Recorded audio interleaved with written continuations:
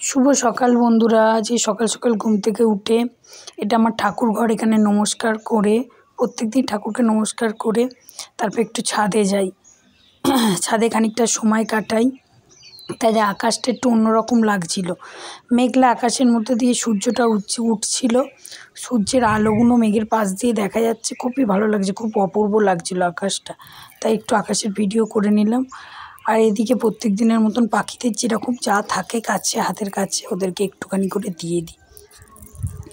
প্রত্যেক দিনই সকালবেলা দিলাম। আজকের অত দেরি করে উঠিনি, অত তাড়াতাড়ি উঠিনি, একটু দেরি হয়েছে, কিন্তু এমন কিছুও দেরি না। যাই হোক, নিচে এসে চা করলাম, আদা দিয়ে লিকার চা করলাম। আর একদিকে একটু ভাত বসিয়ে দিয়ে ছেলের জন্য একটু কমপ্লেন করে নিলাম, আর আমার জন্য আদা দিয়ে লিকার চা করে ওকে নিয়ে পড়াতে বসিয়ে দিলাম। ওর পরীক্ষা চলছে তো, তাই পড়াতে বসিয়ে দিলাম। পড়াশোনা হচ্ছে, দেখো না, লেপ কম্বলের মধ্যে ঢুকে পড়াশোনা হচ্ছে। লেপ কম্বল থেকে এখনও বেরোতে পারা যায়নি।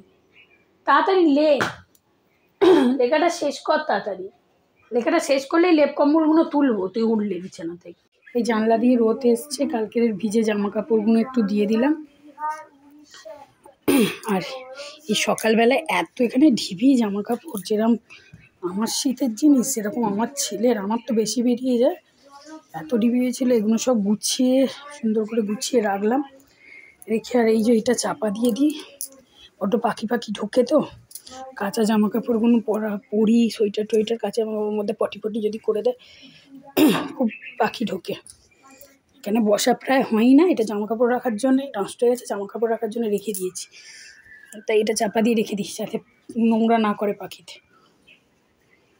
একটু রোদ খেতে আসলাম, শুধু হাওয়া দিচ্ছে, একবার করে রোদটা যাচ্ছে, একবার করে আসছে। একটু রোদটা দেখে ছাদে একটা চেয়ার নিয়ে বসতে আসলাম। আর দেখো বসবো কি, এত হাওয়া দিচ্ছে, কান চাপা দিতে হচ্ছে। একবার করে রোদটা যাচ্ছে আর একবার করে রোদটা আসছে, একটু হাওয়া খেতে দিচ্ছে, এই রোদকে লাগাতে দিচ্ছে না গায়ে। ইচ্ছা করলো, এত কাশি হচ্ছে সকালবেলা থেকে। রোদটা দেখে মেঘলা হয়েছিল সকাল থেকে দেখছিলাম, এখন রোদটা দেখে মনে হলো একটু রোদটা খাই। ছাদে এসে বসলাম, কিন্তু এত হাওয়া দিচ্ছে না, ভাল লাগছে না, ট্রেন যাচ্ছে। দেখে দেখা যায় ছাদে বসে থাকলে, ওই যে ট্রেন যাচ্ছে। টম্বাবু শুয়ে আছে, ও ছাদে চলে এসছে হালকা হালকা রোদ লাগাতে। একবার করে রোদটা যাচ্ছে, একবার করে আসছে।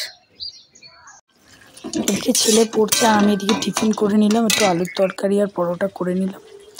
ওকে খেতে দিয়ে দিয়েছি, ও খেয়ে নিয়ে খেলতে চলে গেছে। খেলতে যেতে বারণ করছিলাম পরীক্ষা বলে, তাও খেলতে গেল।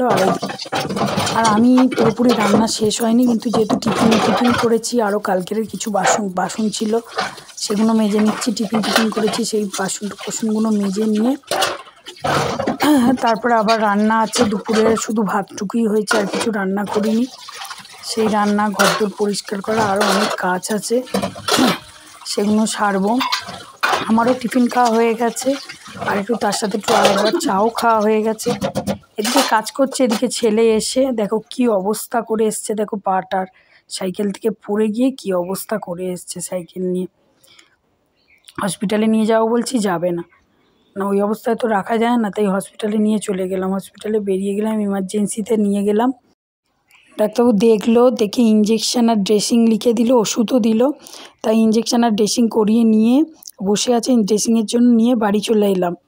সাইকেল থেকে পড়ে, পাটা সোজা করে বস, আমার ভাঁজ করিস না। সাইকেল থেকে পড়ে, আর এখন দেয়া দেখাচ্ছে, লাফাচ্ছিল একটু আগে, বদমাইশি করছিল, বদমাইশি যাচ্ছে না তাও।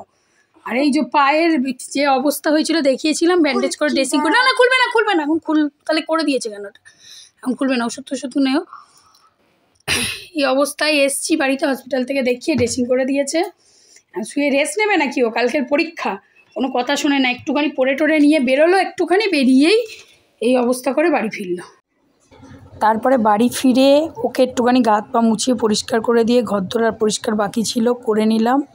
নিয়ে একটু ডাল আর ডিম ভাজা করে নিলাম। আর বিশেষ কিছু রান্না করলাম না, ভালো লাগছিল না রান্না করতে। ডাল আর ডিম ভাজা করে নিয়ে এবার স্নান করতে চলে যাব।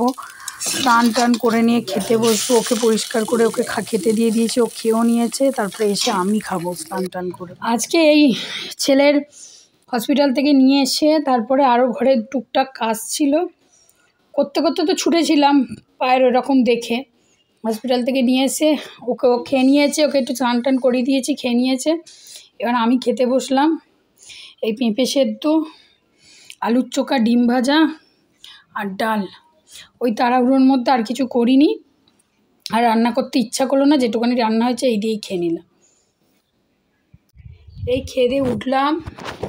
এবার এই যে আমার ছেলে শুয়ে আছে, ব্যান্ডেজটা একবার খুলে দিয়েছিলাম, তা কম্বলটা গায়ে দেবে বলে বললো মা একটু ব্যান্ডেজটা করে দাও। পাটা ফেল ভালো করে, গায়ে দিয়ে দিই কম্বলটা। শুয়ে থাকো, ভালো করে উঠে শো, মাথাটা দিয়ে শো।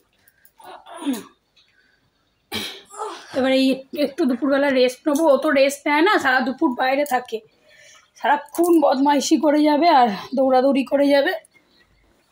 পায়ে লেগেছে বলে তাও বলছে বিকালে খেলতে যাবো। আমি যে না, যে খেলতে যাবে না, কালকের পরীক্ষা আছে। কালকের পরীক্ষা ছিল, আজকে শুধু ছুটি ছিল, তাই জন্য পড়ে উঠেই দৌড়ে ওই রকম পড়ে ঝরে চলে এসছে। যাই হোক, কালকে আবার পরীক্ষা আছে, ওই জন্য আজকে আর বেরোতে দিচ্ছি না। বললাম এখন সন্ধেবেলা আবার পড়ে কালকের পরীক্ষা আছে। যাই হোক, আজকের ভিডিওটা এই পর্যন্তই, আর ভিডিওটা আর বড় করছি না।